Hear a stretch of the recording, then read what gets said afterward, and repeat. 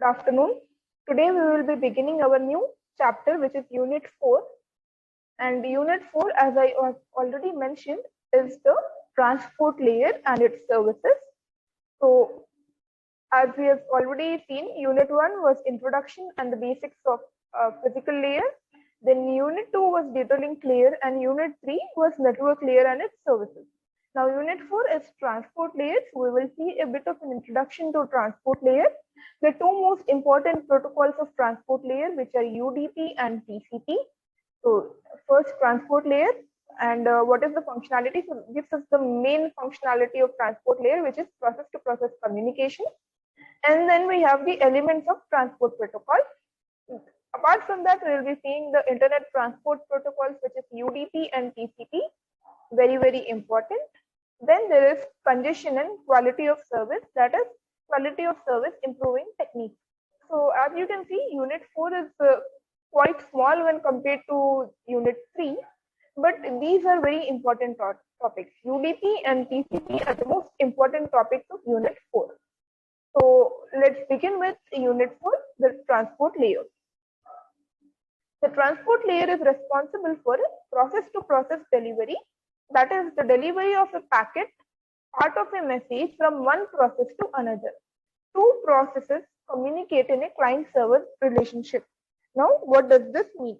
So basically, transport layer, so let's begin with the data link layer once again. So data link layer, if you remember, is responsible for delivery of frames. So data link layer was responsible for delivery of frames, and what was between two neighboring nodes. So it used nodes and it transferred frames, and that was called node-to-node delivery. Node-to-node delivery. Then we have the network layer. Okay, we have seen network layer. Network layer is responsible for delivery of datagrams, or these are also known as packets.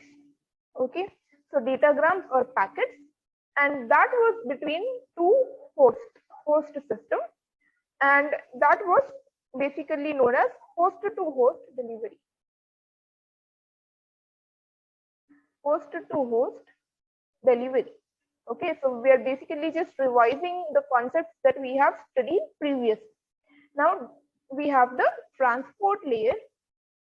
Transport layer is for between two processes. So here, instead of datagrams or frames, it uses processes, and it is the delivery of a packet. So here also we have packet, or a part of a message. Part of a message, and that is between two processes, and this is known as process to process delivery. So let's just go over here, the heading. This is the process to process delivery. Okay, so now that you have understood, we will even see a diagram for the same. So basically the transport layer came into existence because of the need for the process to process delivery. And this process to process delivery, how it is done, we will see that. And the protocols which we have seen earlier, UDP and TCP. And after that, we will see the congestion and quality of service with respect to the same. So let's continue. The transport layer is responsible for process to process delivery, and the same can be seen here with the help of a diagram. So these are the two computers. In the computers, we have different kinds of processes running. Okay, so if you see, a browser is your process, the Zoom application is your process, YouTube is a process. Sorry, not YouTube. YouTube uses the browser, so that is a process. Microsoft Word. So there are various processes in a computer. Now these processes, if they need to communicate with each other, then for that we need transport layer. So process to processes, transport layer. So I am coming from the top now, from the transport layer. So if suppose there are two computers, and one of them is requesting for the day and time from the other computer. So let's call that process as a daytime process. Then what will happen?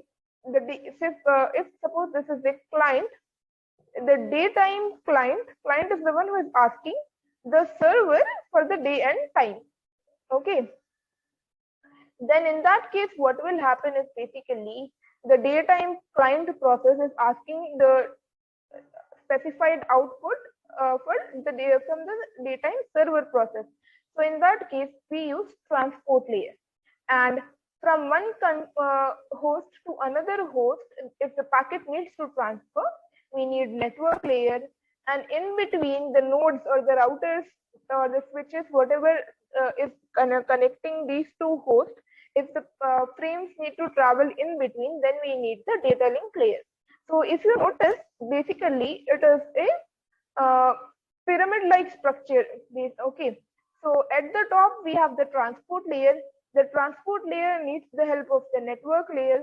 The network layer will help the need of will take help of the data link layer, and the data link layer to transfer it physically between two nodes will take the help of physical layer. Okay, so these are the types of data delivery. After that,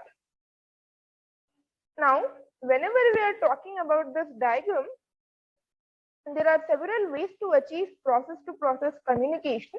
The most common one is the client-server paradigm. Now, what is this client-server paradigm?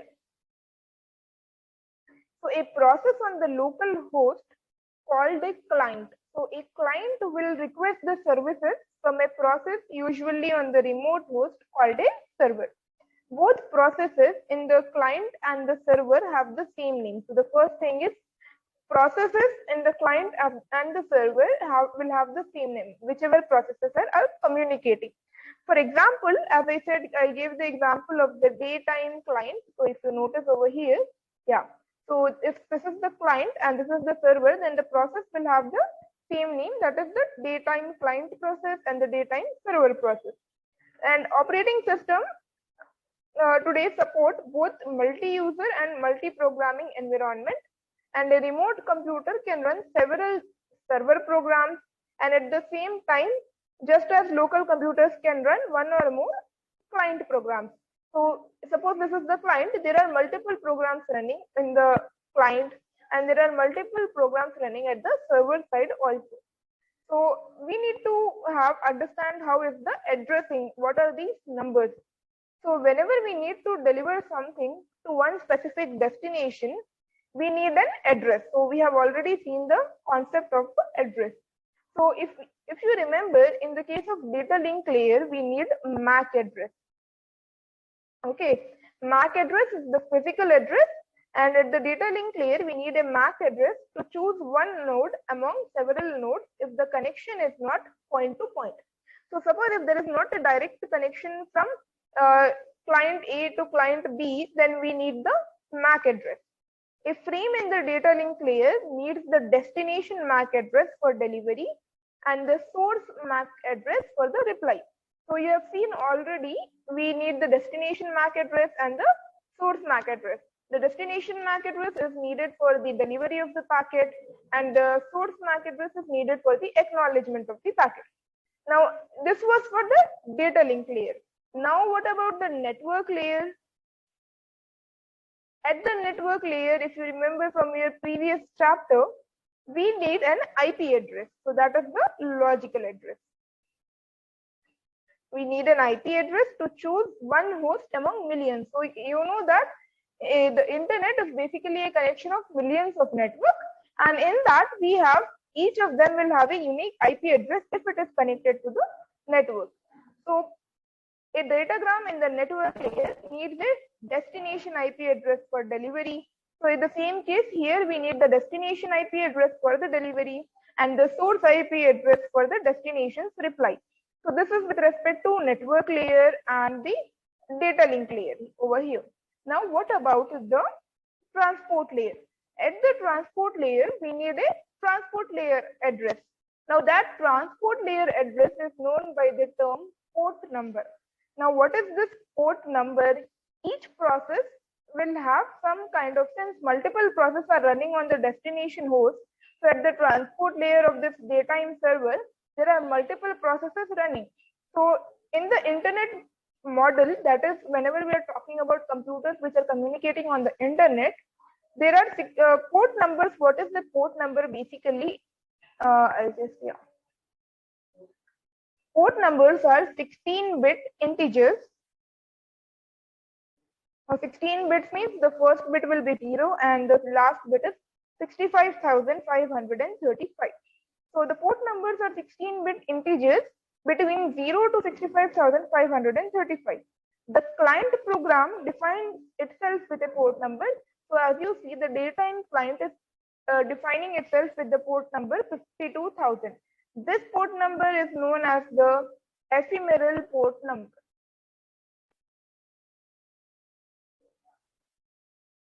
Ephemeral port number. So the server process must also define itself with a port number. This port number, however, is not chosen randomly. So this 13, the port number that you see over here is not random. This ephemeral port number is some random number chosen by the client process. But in the case of the server, at the server side, this is not some random port number. The internet has decided to use universal port numbers for servers. So this is the universal port number for the server side. And this universal port numbers are known by the name well-known port number.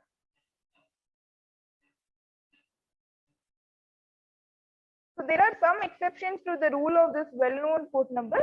For example, there are clients that are assigned well-known port numbers, and sometimes these well-known port numbers are correspond to server process also. Now, it should be clear by now that the IP address and port numbers, so we have the MAC address, the IP address, and the port numbers. All of them play different roles in selecting the final destination of the data. The destination of the destination IP address defines the host among the different hosts in the world. Once the host has been selected, the port number defines one of the process in that particular host. So port numbers, the definition is it defines one of the process in the particular host that is selected, particular host which is selected by the IP address. Okay, so this is the functionality of the port number. Now we have to know something which is IP address versus the port number. So IP address, it selects the host. This is the IP header. Then we will have the transport layer header, which will have the port number. Now IP address, it will go to that particular host, and once it reaches the host, inside it, whichever port number is being given, that port number selects the process. So now after that, we have this IANA ranges, which is Internet Assigned Number Authority. What is that? This IANA, which is an organization, has divided the port numbers. So as I have already said, the port numbers are from 0 to 65,535 bits. So 0 to 65,535 means 16 bits port number we have. So this IANA, which is Internet Assigned Numbers Authority, has divided the port numbers into 3 ranges. So the ranges are given over here. The first is the well-known ports. I'll just write it here, well-known ports. Then the second is the registered ports. And the third is the dynamic ports. Okay, so IANA has divided the ports into 3 categories. What are well-known ports? The well-known ports range from 0 to 1023, and they are assigned and controlled by IANA itself. So these port numbers, these are assigned to different protocols or processes by the organization itself, and these are known as well-known ports. What are registered ports? The ports from 1024 to 49,151 are not assigned or controlled by the IANA. they can be only registered with IANA to prevent duplication. So some of these ports, that is the ports from 1024 to 49,151, need to be registered by the IANA and to prevent duplication. After that, there are port numbers ranging from 49,152, that is the next number after this, till 65,535, that are neither controlled nor registered. Okay, so they are not controlled or registered, and they can be used by any process. So as we have seen in the earlier example, the 52,000 daytime client was using 52,000. So these ports, that is the dynamic ports, can be used by any process, and these are the ephemeral ports. Okay. So let me just summarize it over here.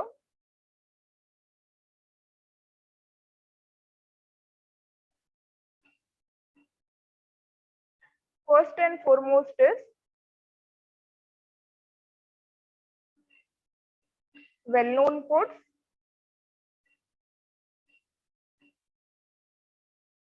And controlled by, assigned and controlled by IANA.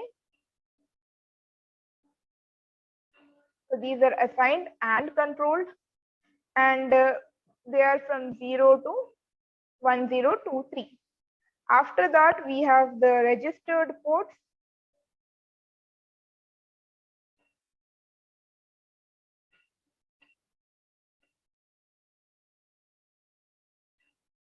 These are not assigned or controlled, and these are from 1024 to 49,151, and these need to be registered, can be registered by IANA only. Why? To prevent duplication, these need to be registered by the IANA. Next we have, I'll just write it over here with a different color so it is visible. Yeah. Next we have the dynamic ports. So the same thing will apply. It is not assigned or controlled. I'll just put an arrow. And what are the numbers? Port numbers are from 49,152 to 65,535. And the next thing is they can be used by any process, and they are also known as ephemeral ports. Okay, and used by any process. All right, so this is with respect to the port numbers and their different categories. Now we will look at the what is a socket address. So process to process delivery, if we are doing process to process delivery, then we require two kinds of identifiers. So for process to process delivery, we need two identifiers. First is the IP address, and the second is the port number. Okay, end to end to make a connection. So this combination of IP address and the port number is known as the socket address. Okay, and this socket address, the client socket address defines the client process uniquely, and the server side socket address defines the server process uniquely. So a transport layer protocol needs the needs a pair of socket addresses. So transport layer protocol like TCP, UDP, which we will study, will need two socket address. First is the client socket address, and the next is the socket address. I'm just mentioning SA, and the next is the server socket address. These four pieces of information. So in the case of client socket address, we will have IP address plus port number. In the same server side socket address also, we will have IP address plus port number. So these four pieces of information are a part of the IP header and the transport layer protocol header. So these four fields will be present in the transport layer protocol header. The IP header contains the IP addresses and the UDP or the TCP header. So we know that IP, we have seen IPv4 and IPv6 header, right? So the IP header will contain the IP address, and the UDP or the TCP header will contain the socket address. It's not the socket address, sorry. The entire thing is the socket address. This is the port number. The UDP TCP header will contain the port number. Now the next thing is multiplexing. So this multiplexing is used in the transport layer. So basically the addressing mechanism allows multiplexing and demultiplexing at the transport layer. So multiplexing is at the sender side. So this is the multiplexing process. What will happen is basically there will be several processes that need to send packets. Suppose if you are using a browser or if you are using Microsoft Word, then these processes need to send packets to your server side, okay, or the receiver side. So, however, there is only one transport layer protocol at any time. We know that the protocol is only one. So, there is a many-to-one relationship and requires multiplexing. So, what will happen is basically the protocol will accept messages from different processes differentiated. For each process, there will be a different port number, right? So, for all these different port numbers, the protocol will accept the messages from the processes. After adding the header, the transport layer will pass the packet to the network layer. Now, what will happen at the demultiplexing side? So, this is at the receiver side. At the receiver side, the relationship is one to many. So, here the relationship is many to one. So, there are many processes and there is only one transport layer protocol. Here, what will happen? There is one transport layer protocol and there are many processes to which the messages need to be passed. So at the receiver side, the relationship, the receiver side, it is the one to many and requires a demultiplexer. The transport layer receives datagram from the network layer. So here it will receive the datagram from the network layer after error checking, and we know that at each layer the header will be dropped. So if the network layer's packet is reached at the network layer over here, the network layer header will be dropped. So after dropping of the header, checking for the errors, the transport layer delivers each message to the appropriate process based on the port number. So whichever port number was assigned by from the sender side, it will give the message to the appropriate port number.